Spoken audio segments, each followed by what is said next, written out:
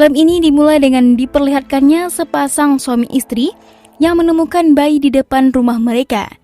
Karena merasa kasihan, mereka akhirnya merawat bayi tersebut dan diberi nama Xia Feng.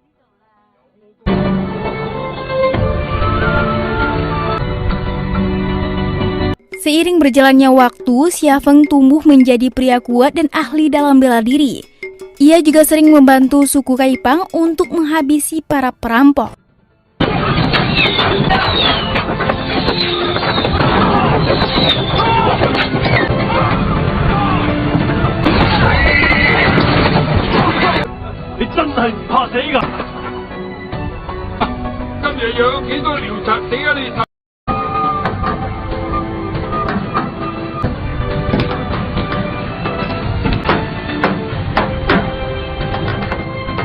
Singkat cerita, beberapa tahun kemudian terlihat seorang biksu dan anak buahnya yang ternyata telah menculik seseorang.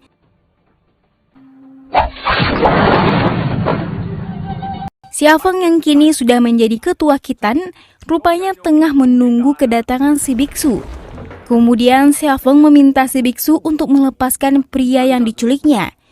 Namun si biksu menolak dan langsung menyuruh anak buahnya untuk menyerang Xia Feng.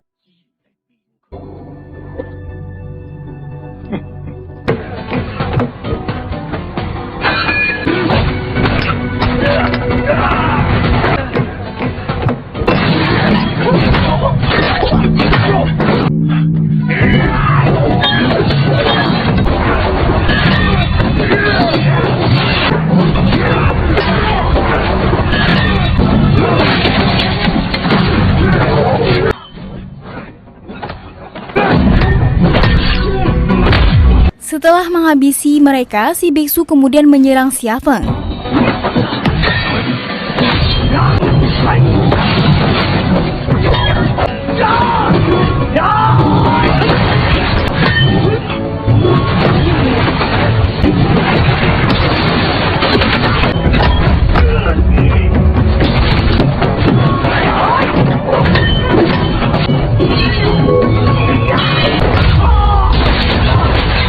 Sadar jika lawannya sangat kuat, ia pun menggunakan semua jurusnya. Akan tetapi hal itu sia-sia saja. Setelah Xia Feng menggunakan jurus penakut naga yang membuatnya langsung tumbang.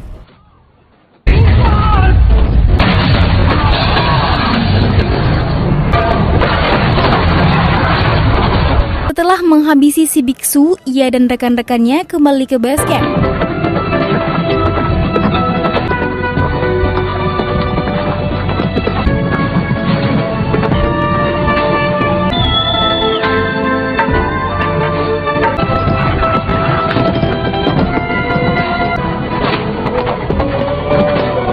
Namun sesampainya di sana, Xia Feng malah dituduh telah membunuh wakil ketua Kaipang.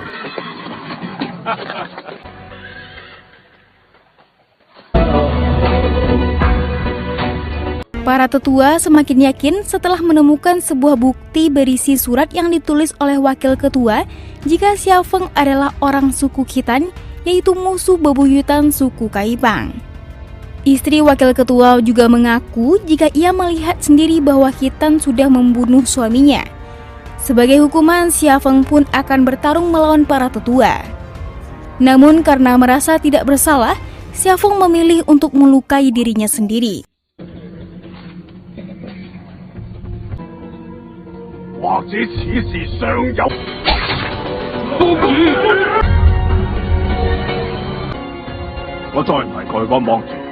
Pada akhirnya, ia pun mengundurkan diri sebagai ketua dan memutuskan untuk mencari pelaku yang sudah memfitnahnya.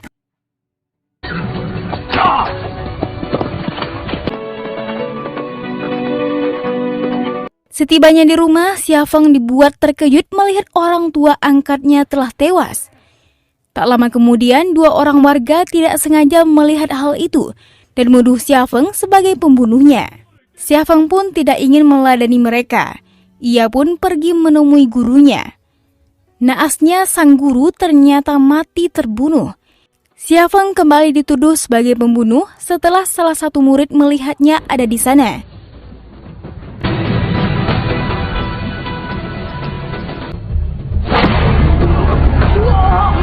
Xia Feng pun yang sebelumnya melihat seorang mencuri kitab Shaolin, ia pun berhasil menangkapnya. Salah satu senior yang tidak terima guru mereka dibunuh, ia pun langsung menyerang Xia Feng.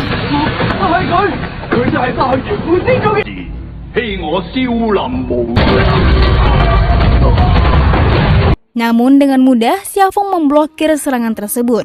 Xia Feng yang tidak ingin melawan mereka, ia pun pergi dari sana. Akibat serangan itu, identifikasi pencuri akhirnya terbongkar, yang ternyata dia adalah seorang wanita bernama Azu. Singkatnya, Xia Feng memberikan energi agar Azu bisa selamat dari efek serangan tadi. Diketahui Azu adalah seorang budak yang disuruh oleh majikannya untuk mencuri buku Shaolin. Ia bersedia melakukan itu setelah dijanjikan akan diberitahu keberadaan orang tuanya.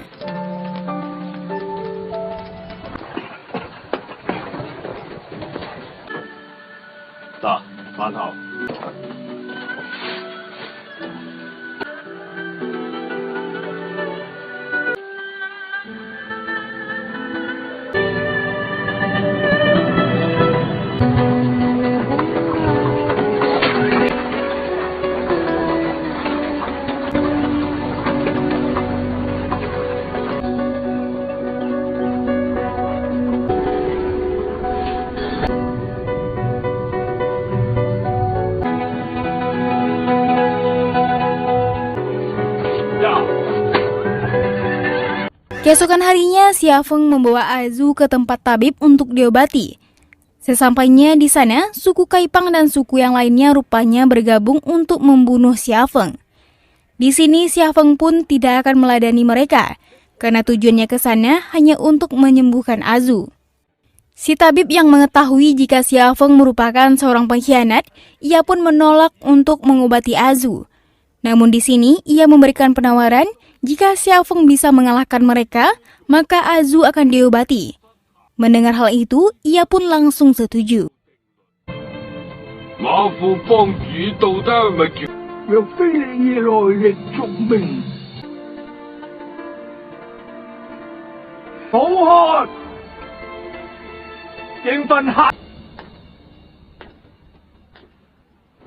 Sebelum pertarungan dimulai, Xia Feng mengajak mereka minum bersama untuk memutus tali persaudaraan, agar nantinya ia tidak merasa bersalah.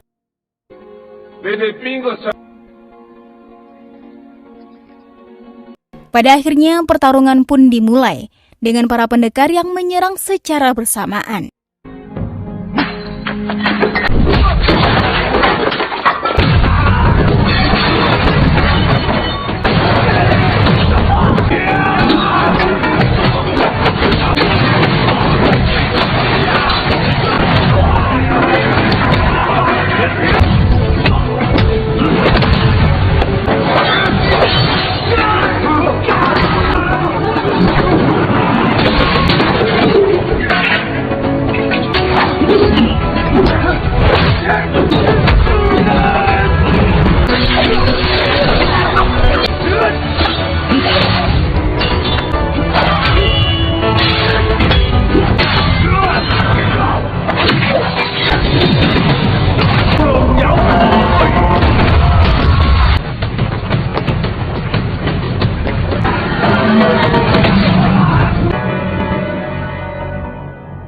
Saat menghadapi para tetua, ia pun sempat terluka hingga akhirnya datang seseorang yang langsung membawanya pergi.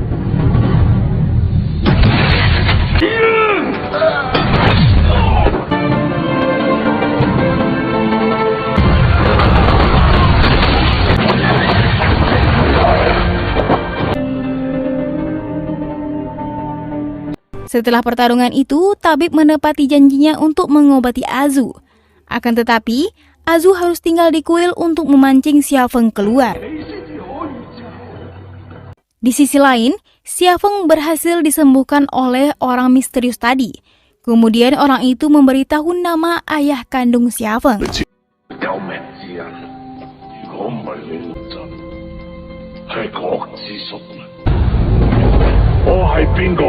Di sisi lain, kita diperlihatkan dengan bosnya si Azu yang bernama Murongfu. Nah, ternyata dia adalah orang yang sudah memfitnah Xia Feng. Tujuannya adalah membangkitkan kembali kerajaannya sekaligus membalas dendam sang ayah. Sementara di sisi lain, Azu yang berhasil melewati para penjaga, ia pun langsung membunuh si tabib. Keesokan harinya, Xia Feng yang akan menemui Azu, ia pun terkejut setelah melihat tempat tersebut ludes terbakar. Tak lama kemudian, Mu Rongfu datang dan langsung menyerang Xia Feng. Kemudian ia pun mengajak Xia Feng bergabung untuk menguasai dunia bela diri. Akan tetapi, ajakan itu ditolak mentah-mentah. Mendengar jawaban itu, Mu Rongfu tidak langsung marah. Malah ia mengajak Xia Feng untuk menemui Azu.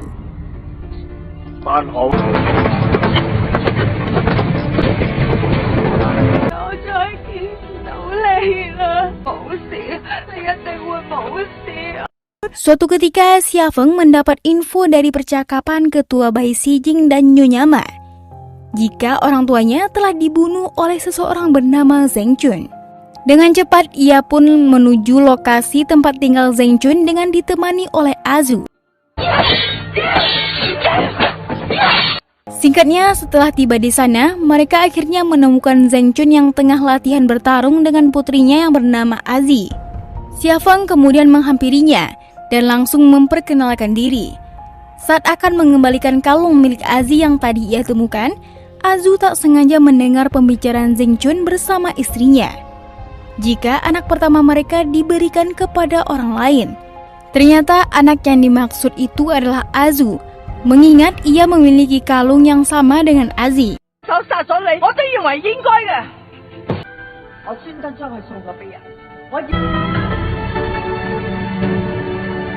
Malam harinya, Xia Feng mengatakan kalau dia akan membunuh Zheng Chun malam ini juga.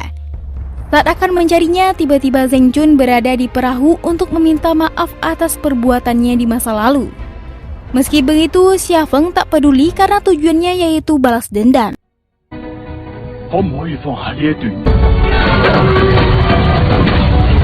Dan ternyata yang ia bunuh bukanlah Zheng Chun, melainkan Azu yang sedang menyamar. Azu mengaku kalau ia tak ingin ayahnya mati karena ia sangat menyayangi orang tuanya.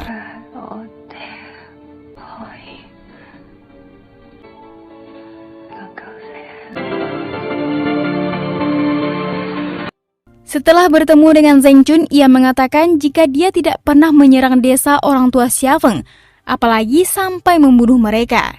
Mendengar penjelasan itu, ia pun pergi ke tempat Bai Xijing karena selama ini ia sudah dibohongi. Mengaku kalau semua ini adalah ulahnya, mengingat ia sudah dijanjikan harta dan juga kekuasaan oleh Mu Rongfu.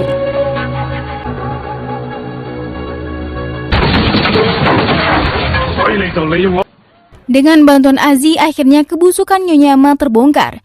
Ternyata ia juga ikut terlibat karena ingin balas dendam kepada suku Kaipang yang telah menculiknya saat masih kecil. Ia juga ingin balas dendam kepada Xia Feng karena dulu Xia Feng sempat menolak cintanya.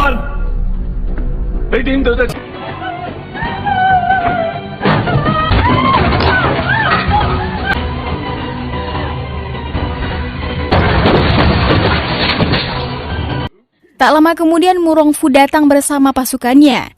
Tanpa diduga, ia malah membunuh Bai Xijing yang sudah membantunya.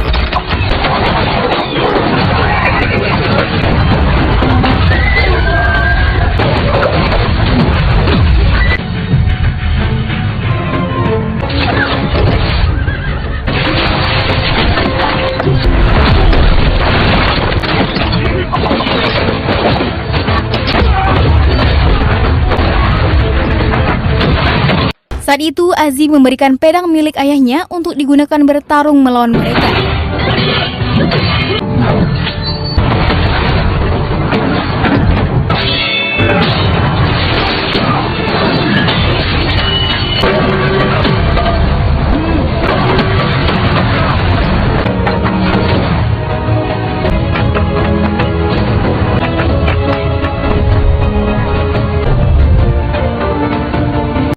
Di tengah pertarungan, Xia Feng melihat para ketua Kaipang yang sudah tewas karena menolak bergabung kepada Mu Rongfu. Seketika saja Xia Feng sangat marah, sehingga ia pun menyerang menggunakan jurus pamungkas.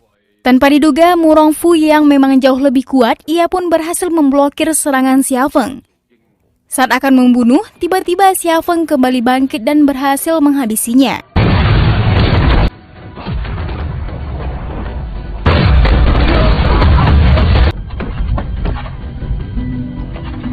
Suku Kaipang yang melihat kejadian itu membuat mereka sadar jika Xia Feng telah difitnah. Singkat cerita, Xia Feng pergi ke makam Azu untuk menepati janjinya, yaitu pensiun dari dunia bela diri.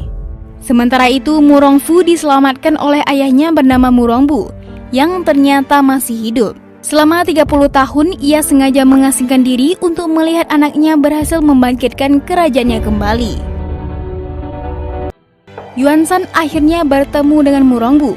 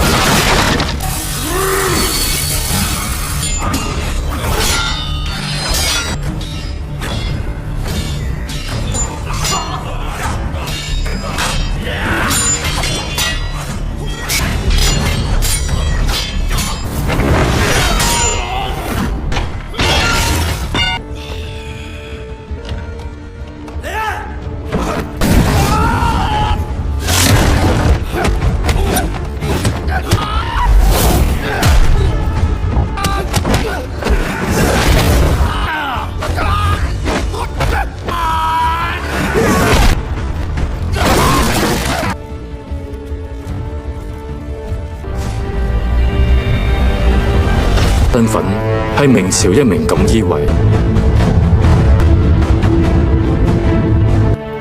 效忠朝廷，孝順良。之後離開我嘅族人，離開桃源村，被徵召為朝廷。Berlanjut di saat He Ying terjatuh dari sebuah jembatan, beberapa kepolisian pun melakukan pencarian mengenai keberadaannya.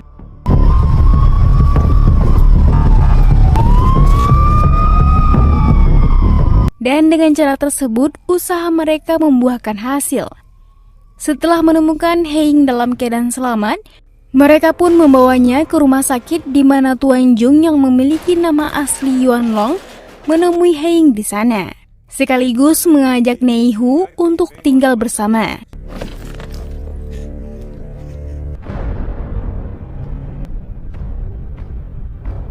Beberapa hari kemudian, Yuan Long yang saat ini sedang merawat He Ying, ia pun menceritakan tentang pembantaian terhadap desa asalnya, di mana seluruh desa tersebut meninggal dalam keadaan tragis, termasuk juga ibu kandungnya sendiri. Mendengar hal itu, He Ying berniat ingin kembali ke masa dinasti Ming dengan memanfaatkan waktu roda emas. Sebelum itu, ia pun bertemu dengan Xiao dengan tujuan hanya untuk berterima kasih sekaligus ingin mengucapkan salam perpisahan. 我係嚟趙明，其實呢段時間。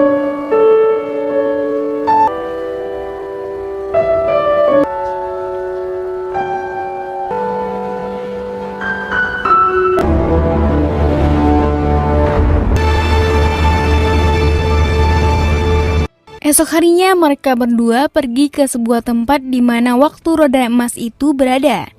Dan untuk Nei Hu sendiri memutuskan untuk menyusul mereka.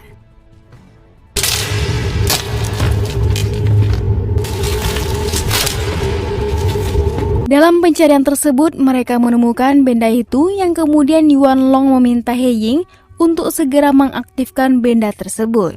Yuan Long yang sangat berkeinginan untuk kembali ke masa dinasti Ming, ia pun memaksa He Ying untuk segera melakukan yang ia inginkan.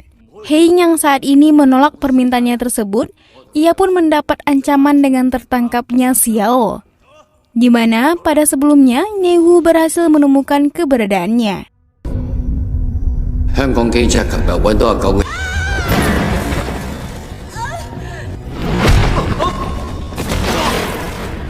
唔係一槍打死，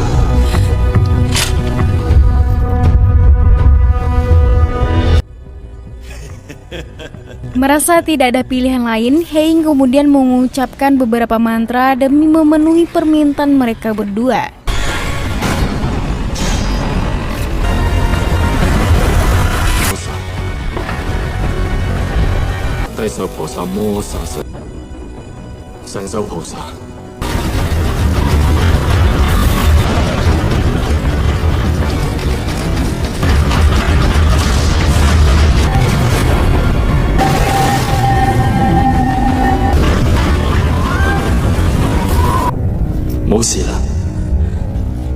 Dengan keadaan tertutupnya tempat itu, Hein pun mencari cara untuk keluar dari sana.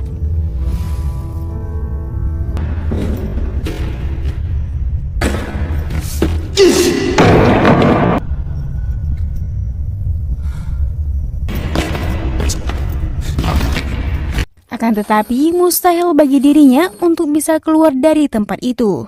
Di saat itu juga Hein terpikirkan dengan sebuah rencana untuk menggagalkan tragedi pembantaian yang terjadi di desa asalnya. Yang kemudian, Hein dan Xiao memutuskan untuk kembali ke masa lalunya yang sekaligus menyelamatkan mereka dari tempat itu.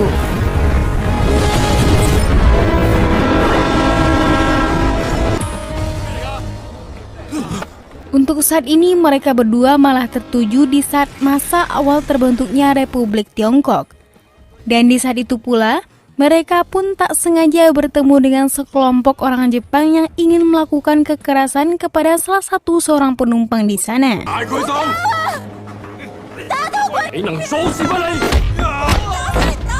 Hein yang sangat tidak menyukai penjahat, ia pun menghajar orang tersebut dengan memanfaatkan Xiao yang berada tepat di hadapannya.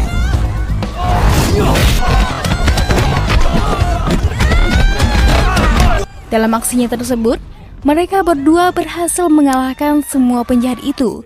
Terlihat salah seorang korban mengucapkan terima kasih kepada Hein dan Xiao. Yang kemudian mereka kembali untuk melintasi waktu menuju masa dinasti Ming.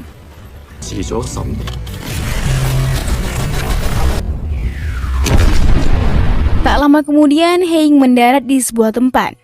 Dan di saat itu juga, ia kembali bertemu dengan biksu suci yang telah memberitahukan dirinya bagaimana cara untuk mengaktifkan waktu roda emas tersebut. Sebagai seorang yang sangat dihormati, ia pun memberikan Hein sebuah petunjuk untuk melanjutkan perjalanan selanjutnya, dengan tujuan ingin menyelamatkan desa asalnya dari sebuah pembantaian yang akan terjadi. Ia pun harus memilih salah satu dari dua jalur yang berbeda, dan untuk saat ini, ia pun memilih jalur kanan sebagai pilihan yang menurutnya adalah jalan terbaik.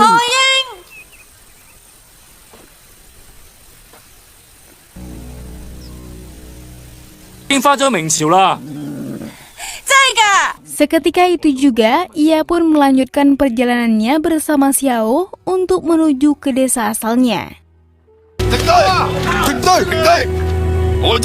Singkat cerita, tibalah mereka di desa itu, di mana pada saat itu adalah beberapa hari sebelum pembantaian itu terjadi.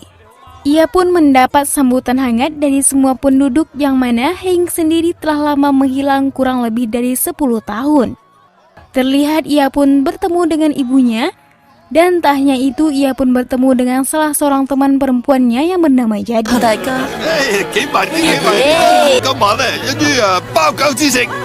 Di saat itu pula, semua penduduk merayakan pesta kedatangan Hein. Dan sebagai seseorang yang cukup berpengaruh, acara tersebut pun diselenggarakan dengan cukup meriah.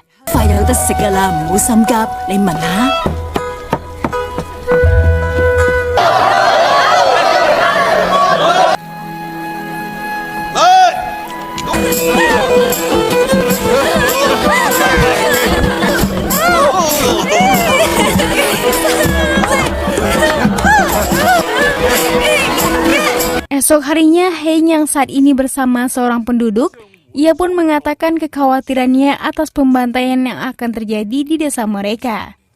Akan tetapi orang tersebut tidak mempercayai akan hal itu.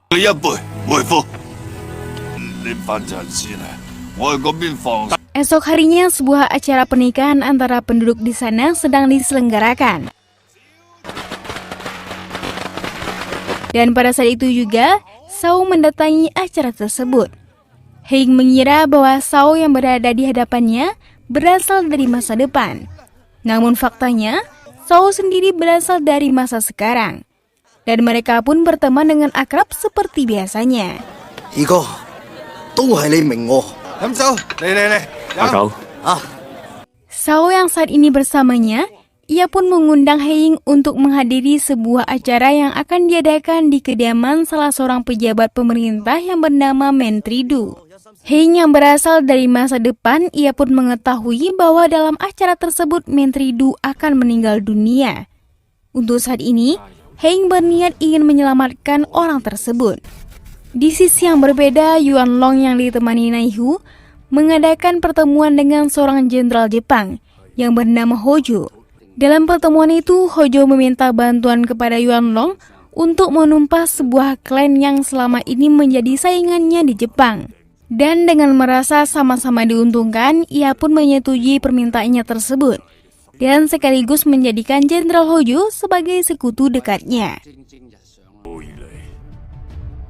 江湖幕府有不條 Setelah itu, Yuan Long mengajak Hojo untuk bertemu dengan seorang penasihat kerajaan bernama Kasim. Dan untuk saat ini, Kasim sebagai orang tertinggi nomor 2 di kerajaan itu belum mengetahui rencana licik yang akan dilakukan oleh mereka berdua. Kembali kepada Heing yang saat ini memenuhi undangan untuk datang di acara tersebut. Ia pun memulai rencananya untuk menyelamatkan Menteri Du. Namun tak hanya itu, dalam pertemuan Heing dan Menteri Du, Yuan Long juga menemui mereka bersama dengan anak perempuan Menteri Du yang kini telah menjadi istrinya. Dalam pertemuan mereka, Menteri Du memerintahkan Heing untuk menyerahkan lingga yang saat ini berada padanya. Dan berita tersebut adalah perintah langsung dari petinggi kerajaan yang tak lain adalah Kasim. Namun Heing yang saat itu sudah mengetahui bahwa semua ini adalah rencana busuk Yuan Long. Ia pun menolak untuk memberikan benda tersebut kepadanya. Dan dengan begitu sang menteri pun memerintahkan anak buahnya untuk membunuh Heing saat itu juga. Akan tetapi dengan perintah dari sang menteri, semua anak buahnya malah membunuh Menteri Du.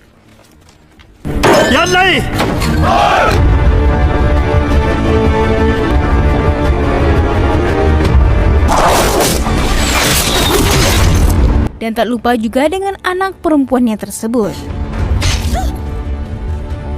Dari sinilah kita mengetahui bahwa Yuan Long yang telah merencanakan hal itu hanya demi mendapatkan semua keinginan pribadinya. 原來都係你做嘅，一直冤枉我。 你真係大膽。 Setelah itu Heing pergi dari sana dan ia pun mengetahui bahwa Yuan Long tidak akan berani untuk membunuhnya, di mana hanya Heing yang bisa mengaktifkan roda waktu emas tersebut. 係改變唔到歷史嘅。 就係 Di tempat yang berbeda, Shao tanpa sengaja bertemu dengan sahabatnya yang tak lain adalah Neihu. Terlihat di sana, Neihu sedang bersama Jenderal Hojo untuk mempersiapkan pembantaian ke desa tempat tinggalnya. Melihat Neihu bersekongkol dengan orang Jepang, Shao langsung menemuinya untuk memberikan ia pelajaran. 你啲兄弟已經同殺死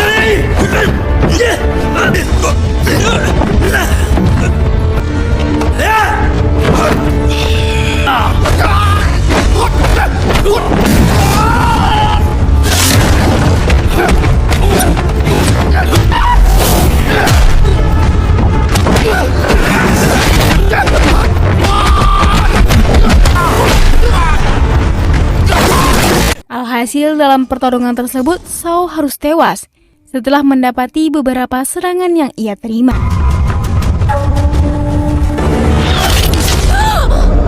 Di tempat lain, anak buah Hojo berhasil memasuki desa itu, yang kemudian mereka langsung membantai seluruh penduduk yang berada di tempat tersebut.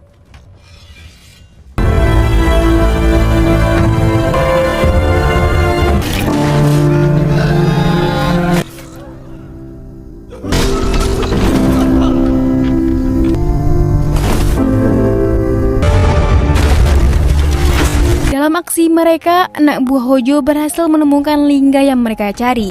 Setelah terjadinya pembantaian itu, Heng yang kini tiba di sana mendapati seluruh penduduk tewas dalam keadaan tragis.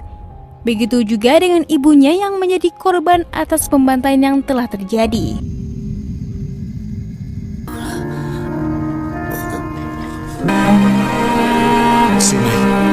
Namun beruntung, Xiao yang ada di sana pun selamat dari pembantaian yang terjadi di desa itu. 你估唔到我出啲。佢見到我同北傑一齊。佢翻嚟救你哋一次。 Tak berselang lama, mereka berdua pun bergegas pergi untuk menemui Yuan Long di kerajaan dengan tujuan untuk merebut kembali lingga yang kini berada di tangannya. Singkat cerita, Heng yang saat ini tiba di kerajaan, ia pun bertemu dengan Yuan Long dan juga Kasim. Tak hanya itu, Jenderal Hojo yang ditemani Neihu juga menyambut kedatangannya tersebut.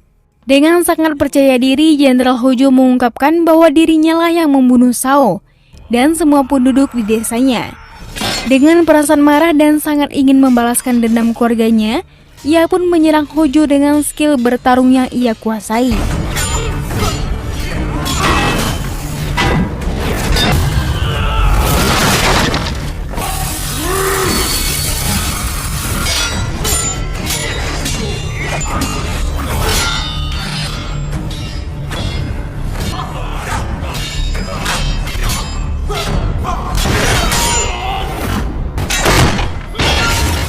Pada akhirnya Yuan Long yang tidak sabar ingin mengaktifkan roda waktu emas tersebut. Ia pun membunuh Xiao saat itu juga demi mendapatkan waktu agar dirinya menjadi pemimpin tertinggi kerajaan dinasti Ming.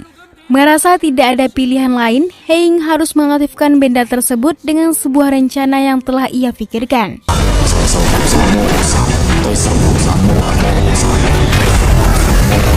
Di saat benda tersebut berhasil diaktifkan, Hojo berhasil memasuki benda tersebut dengan tujuan agar Yuan Long tidak melarikan diri.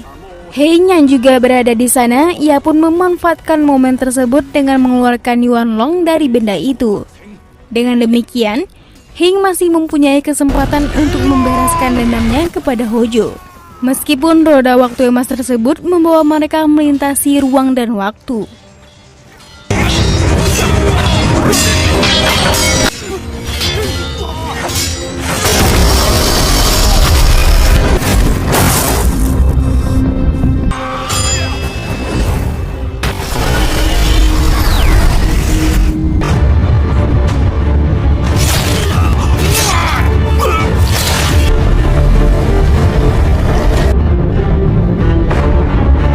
Beralih kepada Kasim yang kini telah mengetahui rencana busuk Yuan Long.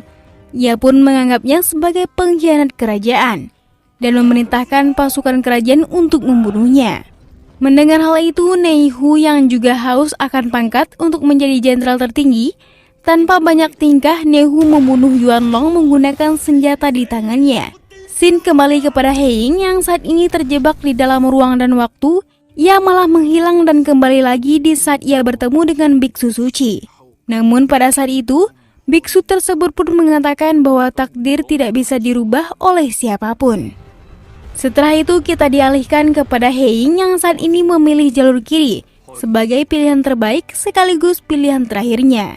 Yang kemudian ia berhasil kembali bertemu dengan Jenderal Hojo sekaligus membalaskan dendam atas kematian keluarganya. Dan film pun berakhir.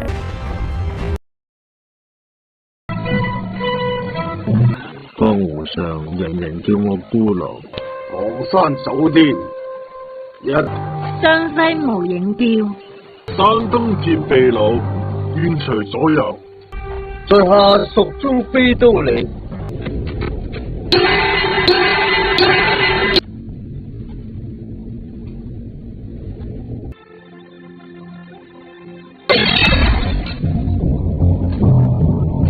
Kisah diawali kita diperlihatkan dengan seorang pendekar wanita yang bernama Sulien sedang melakukan perjalanan ke kota Peking.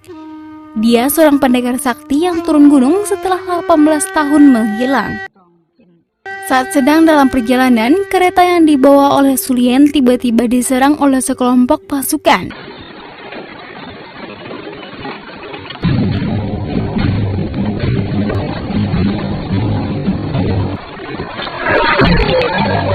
Sulian melawan mereka, namun saat pertarungan sedang berlangsung, tiba-tiba muncul seorang pendekar sakti membantunya.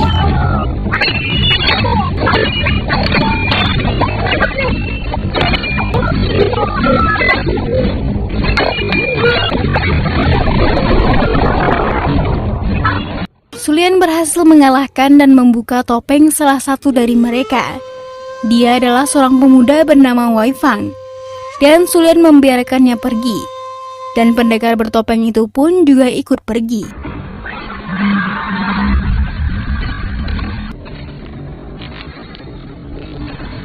Saat Wei Fang sedang kabur melewati hutan, tiba-tiba dia dihadang oleh seorang penyihir buta.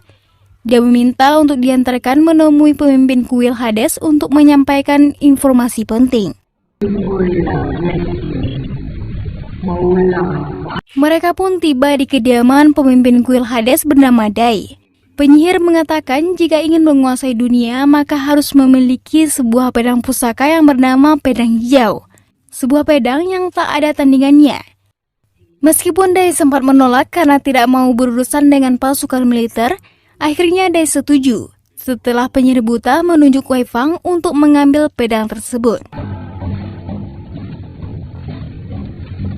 Di tempat lain di kuil Hades terlihat ada seorang gadis yang ingin menemui seorang pendekar yang bernama Dai dari Trata Barat. Dan orang yang dimaksud ada di hadapannya. Sontak saja si gadis tersebut langsung menyerangnya.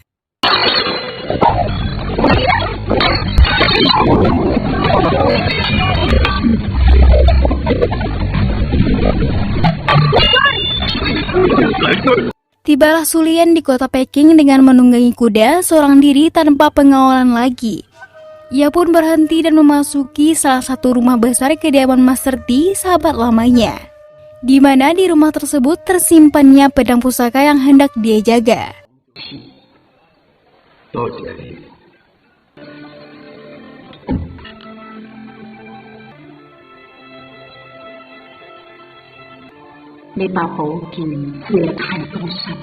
Dia mempunyai misi untuk menjaga sebuah pedang legendaris yang merupakan pedang pusaka dari mendiang kekasihnya bernama Li Mubai yang tewas 18 tahun yang lalu.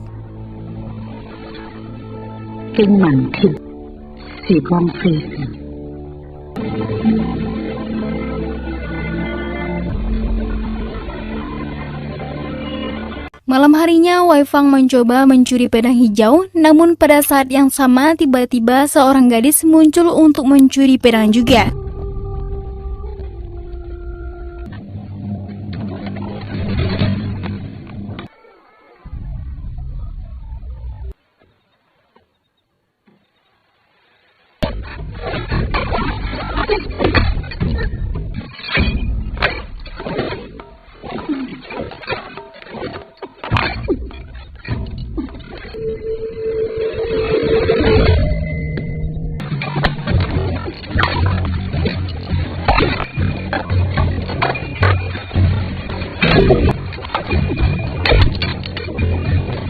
Sehingga membuat keributan dengan pecahnya sebuah barang. Tak lama kemudian, Sulian dan lainnya datang. Namun si gadis seolah-olah sebagai pahlawan yang hendak menangkap pencuri. Pada saat Sulian akan mengembalikan pedang hijau pada tempatnya, si gadis tadi yang bernama Salju mengikutinya. Dia juga memohon kepada Sulian agar bersedia mengajarinya jurus pedang. Namun ditolak mentah-mentah, karena Sulian merasa sudah tua dan pensiun sebagai ahli pedang.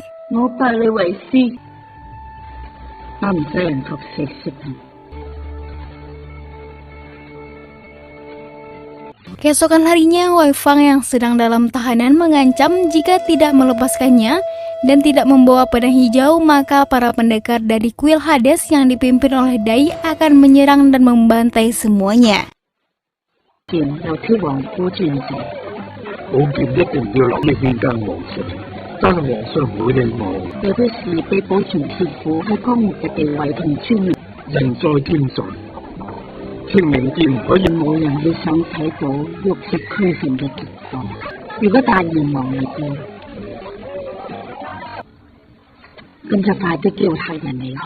Sulian pun dengan segera meminta kepada Master T untuk memindahkan pedang hijau ke kuil gudang.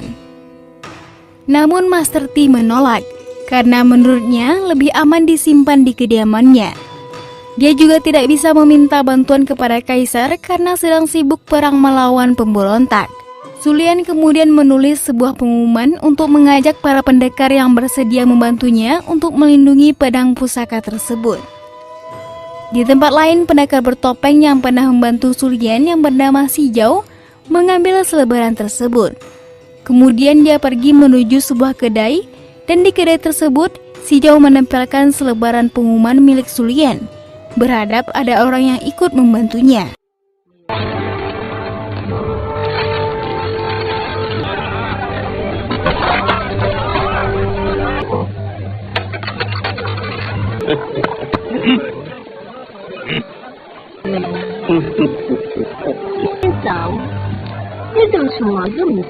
Tak lama kemudian seseorang datang dan menawarkan 30 pendekar pedangnya untuk ikut membantu, namun dengan imbalan bayaran yang sangat tinggi.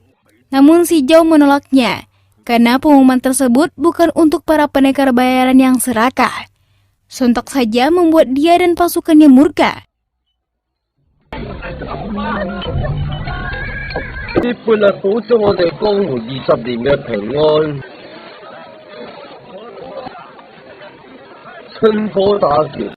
Dan ternyata Shijao tidak sendirian.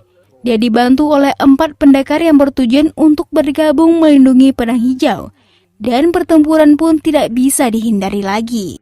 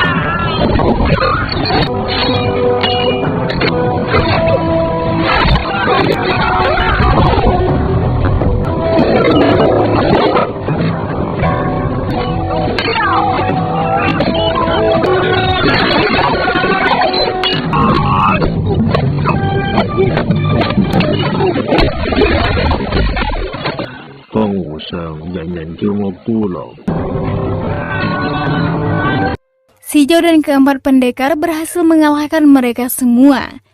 Keempat pendekar tersebut bersedia untuk bergabung dengan Shijao untuk melindungi pedang hijau, dan mereka pun merencanakan strateginya.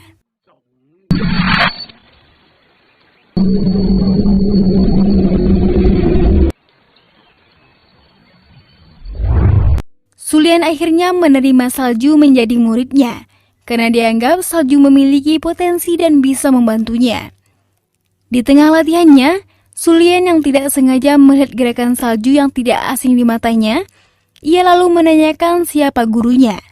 Dan ternyata gurunya adalah seorang pendekar legendaris bernama Han Mei, yang merupakan sahabat lamanya.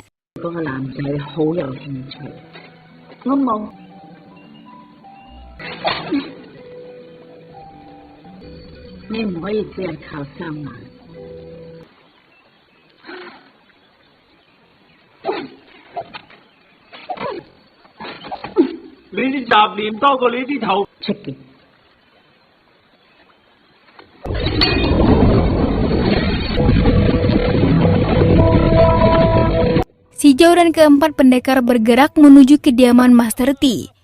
Malam harinya, mereka beristirahat sejenak sambil berbincang dan menikmati makan malamnya. All the wine we can drink.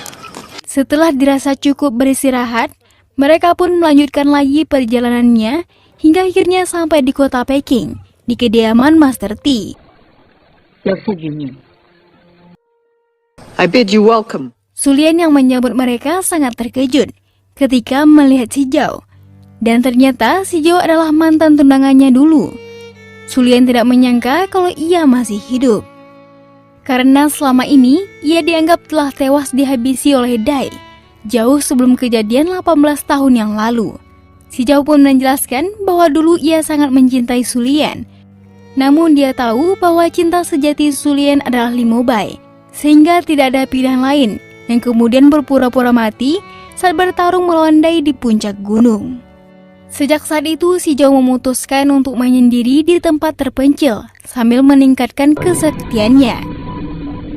呢啲就係多年前同霧白喺武當山真心參悟天地。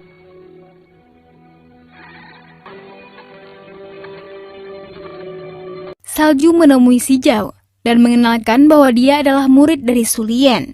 Salju bertanya tentang apa hubungan gurunya dengan si Zhao, namun si Zhao menolak untuk memberitahunya.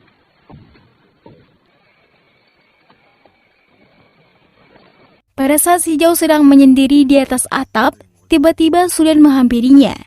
Dia mengatakan bahwa pemuda yang sedang dikurung merasa ada hubungannya dengan Salju. Dia juga mencurigai Salju karena terlihat dalam dirinya seperti menaruh dendam yang mendalam.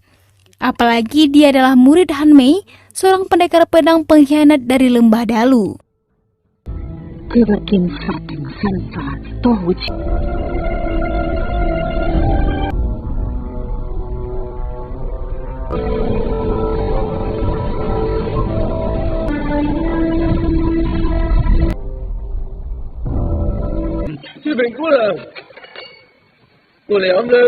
Keesokan harinya, Salju dilatih lagi oleh Sulian dengan pelatihan keseimbangan dalam waktu yang lama. Salju mulai memfokuskan pikiran dan keseimbangannya. 你要做我嘅徒弟。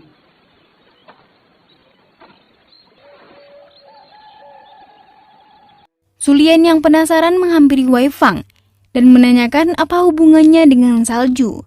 Namun Wei Fang mengatakan tidak mengenalinya sama sekali. Pada saat Salju sedang fokus dengan latihannya, lagi-lagi Wei Fang menggodanya yang membuat Salju kesal. 可以用嗰支棍撬開我個。 Di tempat lain, Dai dan pasukannya murka karena Wei Fang gagal dalam misinya. Dia melampiaskan kepada para penduduk dengan menjarah dan merampas harta mereka dan menghabisinya. Lalu Dai mengerahkan pasukannya untuk bersiap-siap menyerang kediaman Master Ti. Dan si penyihir mengatakan bahwa musuh lamanya masih hidup yang telah bergabung bersama Sulian. Sementara di kediaman Master Ti, penjagaan diperketat karena mereka tahu kota Peking sudah diserang dan kediaman Master Ti terancam.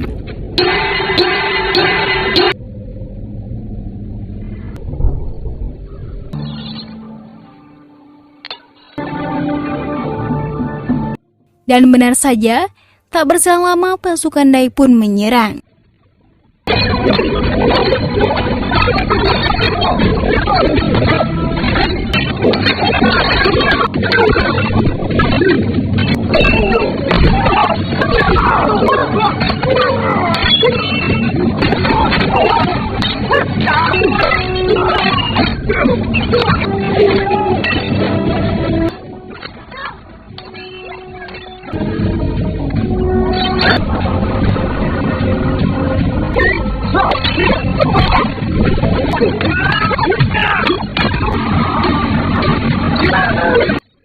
Dalam pertarungan yang masih berlangsung, Salju menemui Wei Fang untuk mencoba menyadarkannya dan tidak ikut lagi bersama kelompok Dai. 我就知道人都為己天誅地滅。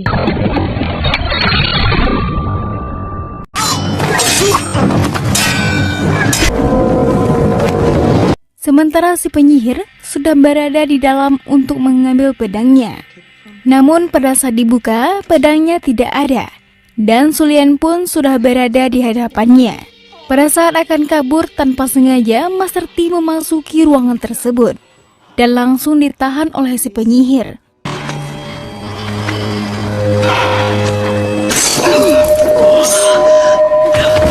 Dan dia pun menghabisi Master Ti. Dan ternyata si penyihir punya dendam lama, yaitu orang tuanya tewas oleh pedang hijau di tangan Sulian. Para pendekar utusan Dai berhasil melarikan diri, namun Master T dan 2 pendekar tewas di tangan Mantis. Semua merasa terpukul kehilangan mereka, terutama Master T yang sudah dianggap sebagai saudaranya sendiri. Dan semua pengorbanan tersebut hanya demi melindungi sebuah pedang. Su Lian pun memutuskan akan membawa pedangnya pergi dari tempat tersebut.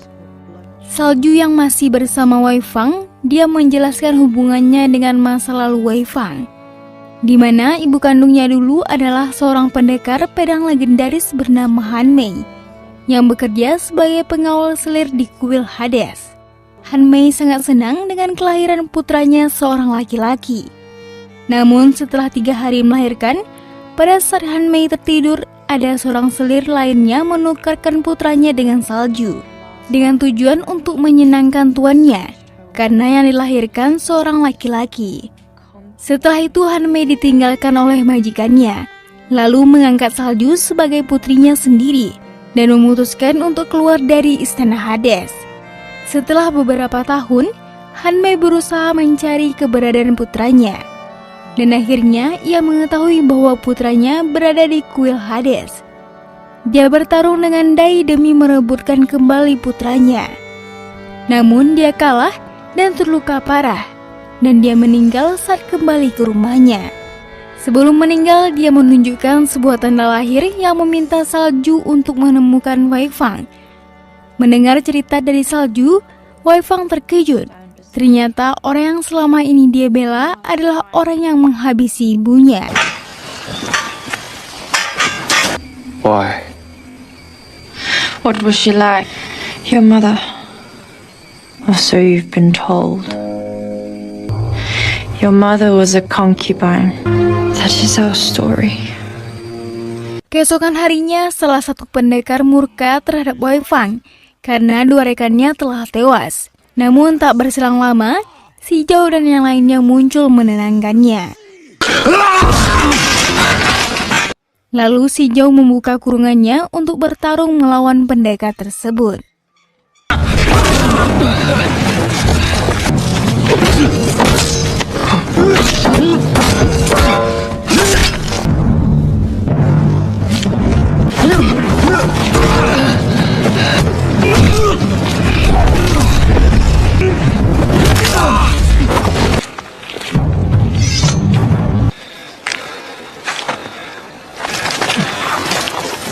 Someone taught you. Salju menemui gurunya, dan ternyata dia sedang bersiap untuk pergi meninggalkan kediaman Ti, dengan membawa pedangnya agar tidak ada lagi korban lebih banyak lagi. Salju ingin ikut bersamanya, namun Su Lian menolaknya karena terlalu berbahaya.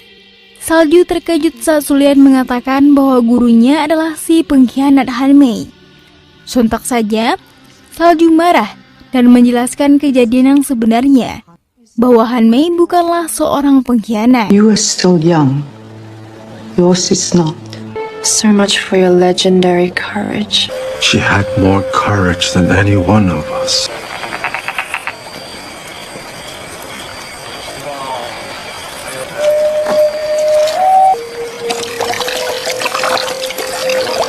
Pour him a double. Pada malam harinya, Salju memutuskan untuk melepaskan Wei Fang untuk segera pergi dan jangan kembali lagi ke kuil Hades. I promise. Now you must promise me. Namun tanpa diduga, Wei Fang malah mencuri pedang hijau dan berhasil mendapatkannya, dan dia kembali ke kuil Hades. Sontak saja Salju kecewa dan menyesal telah menyelamatkannya. Wei Fang pun segera berlari melalui hutan menuju kuil Hades. Namun tanpa diduga, tiba-tiba Si Zhao sudah berada di hadapannya.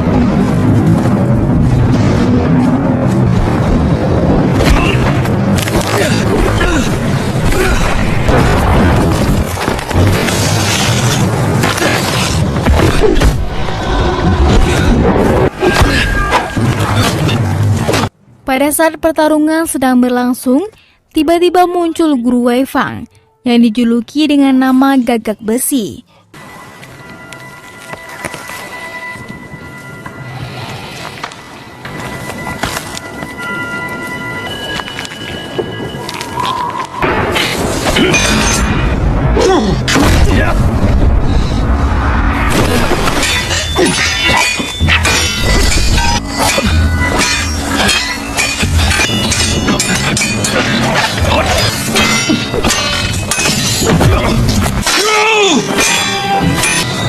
Protect the sword with your life.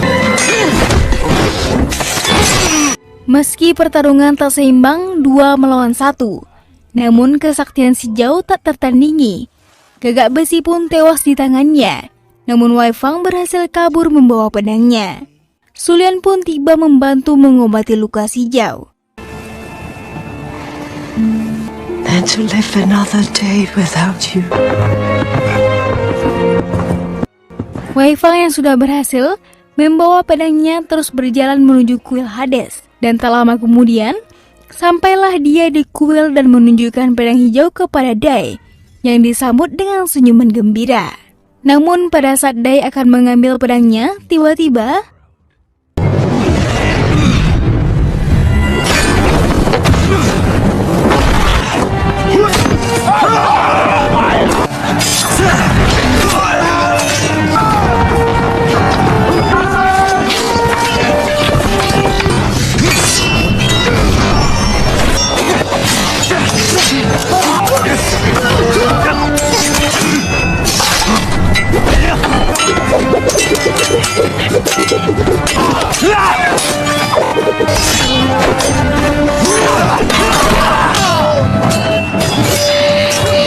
kemampuan Wei Fang bukan tandingan Hades Dai. Dia kalah dan tak mampu menandinginya. Dan saat itu juga, Wei Fang melemparkan pedangnya ke si Zhao untuk menandingi kesaktian Hades Dai.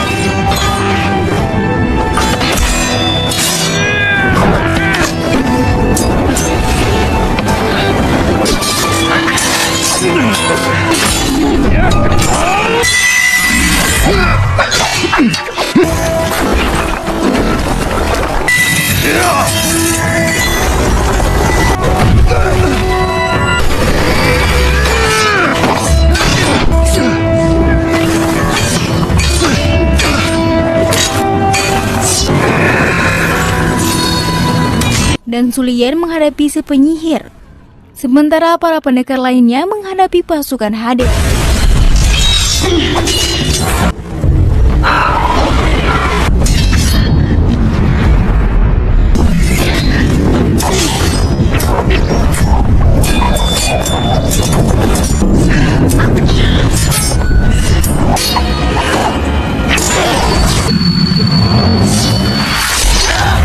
Su Lian pun berhasil menghabisi si penyihir, dan tak berselang lama pendekar sakti Mentis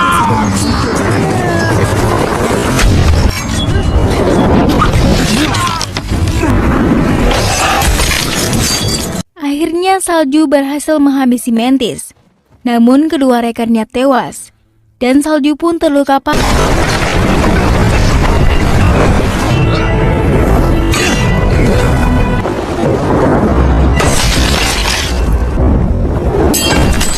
Dan akhirnya si Zhao berhasil menghabisi Hades Dai.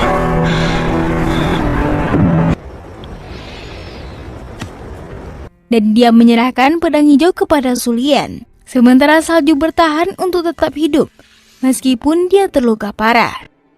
You must fight. Namun mereka kehilangan teman sejatinya, yaitu 4 pendekar yang tewas. Dan singkat cerita, Su Lian membawa pedang hijau untuk diamankan di kuil gudang. Dan film pun selesai.